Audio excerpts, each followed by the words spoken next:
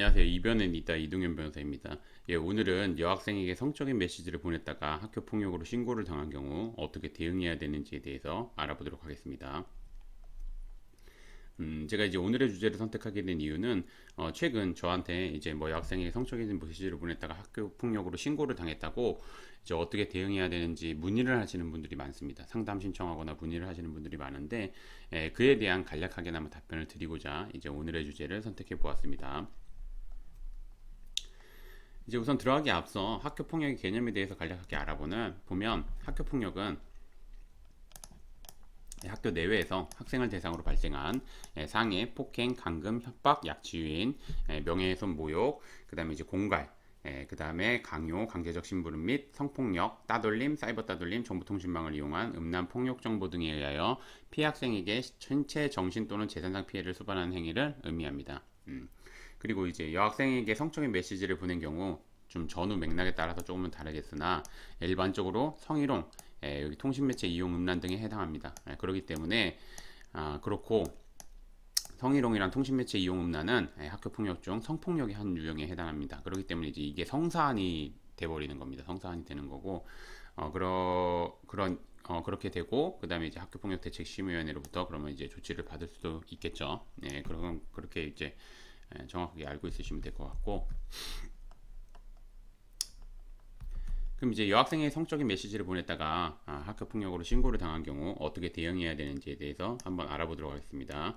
여학생에게 성적인 메시지를 보냈다가 학교 폭력으로 신고를 당한 경우 가해 관련 학생, 즉 신고를 당한 학생은 여학생도 성적인 메시지를 보냈다며 무작정 학교 폭력 사실 자체를 부인하는 경우가 있으나 학교 폭력 대책심의위원회는 전후 맥락보다 전후 맥락을 고려 안 한다는 게 아닙니다. 전후 맥락을 고려하는데 전후 맥락을 고려하더라도 이제 이 성적인 메시지를 보낸 요 자체에 대해서 학교 폭력에 해당한다고 볼 수도 있습니다. 그렇기 때문에 보는 경우가 솔직히 말하면 많습니다.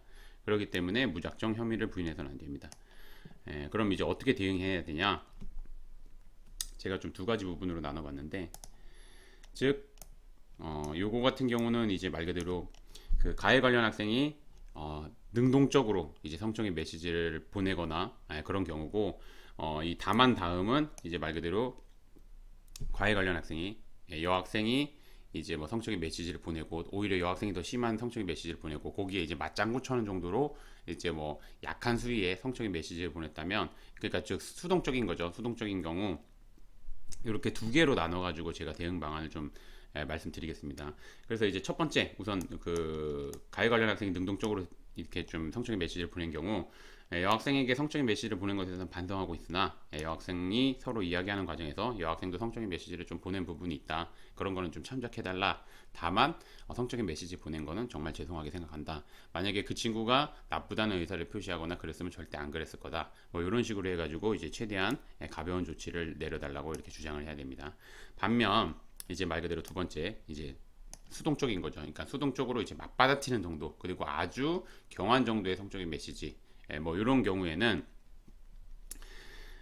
보면은 여학생이 먼저 가해 관련 학생에게 심한 성적 메시지를 보낼 뿐만 아니라 가해 관련 학생이 보낸 그러니까 가해 관련 학생이 그 피해 학생이 보낸 성적인 메시지에 호응하고 맞장구 치는 정도, 그리고 아주 경미한 정도의 성적인 메시지, 뭐 그 정도를 했다면, 답변 정도로, 그러니까 그 수동적으로 좀 대응을 했다면 여학생이 먼저 성적인 메시지를 보내자 이를 맞받아쳤을 뿐이라는 점, 그 다음에 이제 여학생과 뭐 어떤 심한 다툼이 생겨서 이제 여학생이 이전에 문제 삼지 않았던 성적인 메시지에 대해서 신고를 한 것으로 보인다는 점, 뭐 이런 거를 이제 좀 적극적으로 어필하면서 학교 폭력에 해당하지 않는다는 거를 적극적으로 입증해야 됩니다.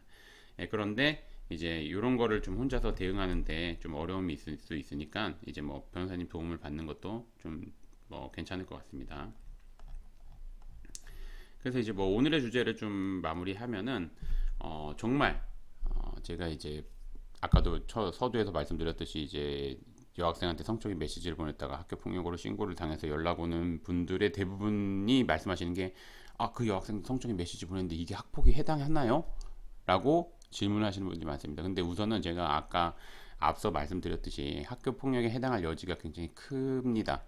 물론 이제 전후 맥락에 따라서 조금 다르다고 제가 말씀을 드리긴 했지만 우선은 학교폭력 대책 심의위원회는 전후 맥락보다는 우선 그 성적인 메시지 보낸 것 자체에 대해서 학교폭력에 해당한다고 보는 경우가 많습니다.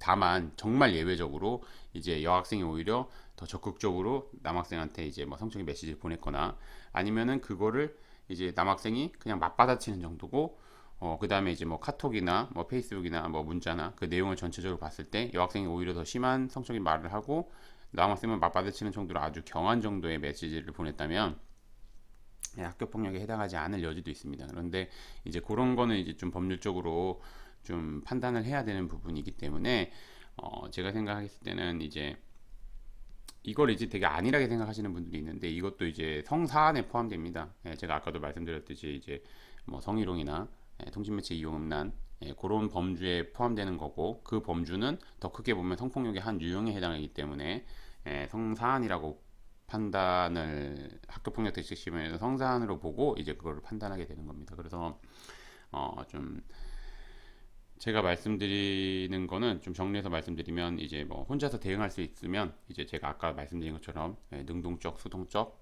이런 거를 좀 판단을 잘 하셔서 각 사안에 맞게 좀 대응하셨으면 좋겠고 그게 만약에 좀 어려울 것 같으면 제가 생각하기에는 이제 뭐 변호사님의 도움을 받는 것이 좀 필요할 것 같습니다. 그리고 제가 항상 말씀드리지만 변호사님이 도움을 받을 때는 학교 폭력 같은 경우는 독특한 제도이기 때문에 그냥 일반적으로 이제 그냥 변호사님들 찾아가시면 안 되고 뭐 학교 폭력을 전문 그러니까 대한변협에서 인정한 학교 폭력 전문 변호사님이시나 아니면 이제 현재 학교 폭력 대책 심의위원회를 하고 있는 그런 변호사님들 찾아가셔야 됩니다.